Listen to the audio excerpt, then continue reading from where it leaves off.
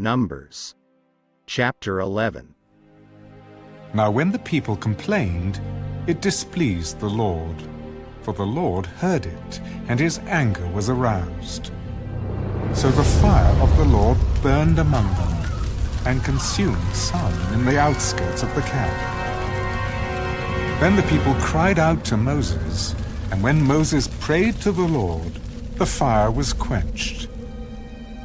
So he called the name of the place Taberah, because the fire of the Lord had burned among them. Now the mixed multitude who were among them yielded to intense craving. So the children of Israel also wept again and said, "Who will give us meat to eat? We remember the fish which we ate freely in Egypt, the cucumbers, the melons, the leeks, the onions, and the garlic. But now our whole being is dried up. There is nothing at all except this manna before our eyes." Now the manna was like coriander seed, and its color like the color of bdellium. The people went about and gathered it, ground it on millstones, or beat it in the mortar, cooked it in pans, and made cakes of it, and its taste was like the taste of pastry prepared with oil.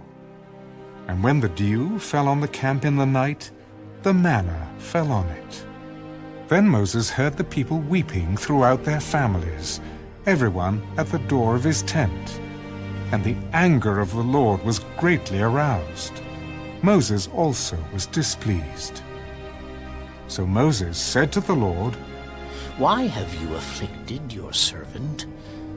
And why have I not found favor in your sight, that you have laid the burden of all these people on me? Did I conceive all these people? Did I beget them? That you should say to me, 'Carry them in your bosom as a guardian carries a nursing child, to the land which you swore to their fathers.' Where am I to get meat to give all these people? For they weep all over me, saying, 'Give us meat, that we may eat.' I am not able to bear all these people alone, because the burden is too heavy for me. If you treat me like this, please, kill me here and now, if I have found favor in your sight. And do not let me see my wretchedness." So the Lord said to Moses, "Gather to me 70 men of the elders of Israel, whom you know to be the elders of the people and officers over them. Bring them to the tabernacle of meeting, that they may stand there with you. Then I will come down and talk with you there. I will take of the Spirit that is upon you, and will put the same upon them, and they shall bear the burden of the people with you, that you may not bear it yourself alone. Then you shall say to the people, 'Consecrate yourselves for tomorrow, and you shall eat meat. For you have wept in the hearing of the Lord, saying, Who will give us meat to eat? For it was well with us in Egypt.' Therefore the Lord will give you meat, and you shall eat. You shall eat, not 1 day, nor 2 days, nor 5 days, nor 10 days, nor 20 days, but for a whole month, until it comes out of your nostrils and becomes loathsome to you, because you have despised the Lord who is among you, and have wept before him, saying, 'Why did we ever come up out of Egypt?' The people who I am among are 600,000 men on foot. Yet you have said, 'I will give them meat that they may eat for a whole month.' Shall flocks and herds be slaughtered for them, to provide enough for them? Or shall all the fish of the sea be gathered together for them, to provide enough for them?" Has the Lord's arm been shortened?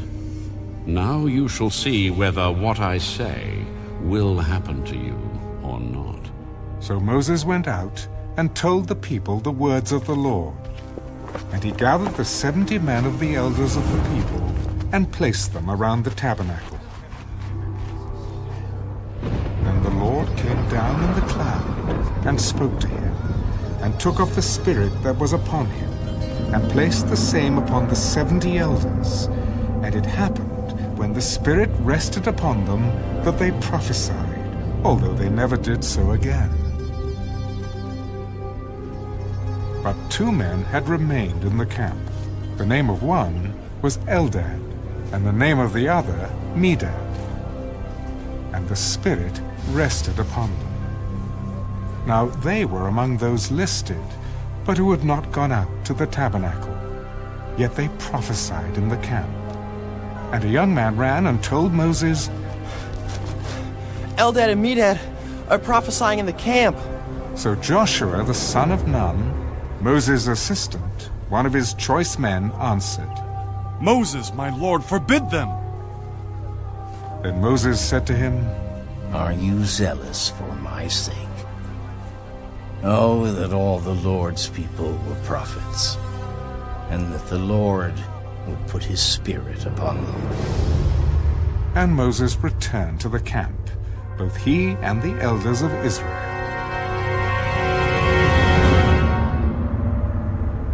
Now a wind went out from the Lord, and it brought quail from the sea, and left them fluttering near the camp, about a day's journey on this side, and about a day's journey on the other side, all around the camp, and about 2 cubits above the surface of the ground.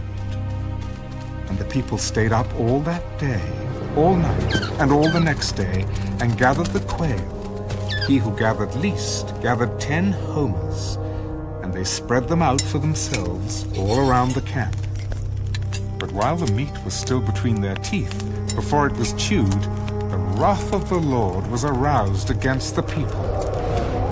And the Lord struck the people with a very great plague.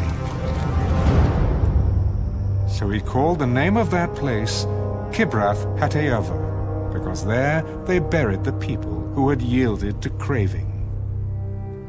From Kibroth-Hattaavah, the people moved to Hazeroth and camped at Hazeroth. Numbers chapter 12. Then Miriam and Aaron spoke against Moses because of the Ethiopian woman whom he had married, for he had married an Ethiopian woman. Has the Lord indeed spoken only through Moses? Has he not spoken through us also? And the Lord heard it. Now the man Moses was very humble, more than all men who were on the face of the earth. Suddenly the Lord said to Moses, Aaron, and Miriam, Come out, you 3, to the tabernacle of meeting. So the 3 came out. Then the Lord came down in the pillar of cloud, and stood in the door of the tabernacle, and called Aaron and Miriam. And they both went forward. Then he said, Hear now my words. If there is a prophet among you, I, the Lord, make myself known to him in a vision. I speak to him in a dream. Not so with my servant Moses. He is faithful in all my house. I speak with him, face to face, even plainly, and not in dark sayings. And he sees the form of the Lord. Why then were you not afraid to speak against my servant Moses? So the anger of the Lord was aroused against them, and he departed. And when the cloud departed from above the tabernacle, suddenly Miriam became leprous, as white as snow. Then Aaron turned toward Miriam, and there she was, a leper. So Aaron said to Moses, Oh, my Lord, please do not lay this sin on us, in which we have done foolishly and in which we have sinned. Please do not let her be as one dead, whose flesh is half consumed when he comes out of his mother's womb. So Moses cried out to the Lord, Please, heal her, O God, I pray. Then the Lord said to Moses, If her father had but spit in her face, would she not be shamed 7 days? Let her be shut out of the camp 7 days, and afterward she may be received again. So Miriam was shut out of the camp 7 days. and the people did not journey till Miriam was brought in again.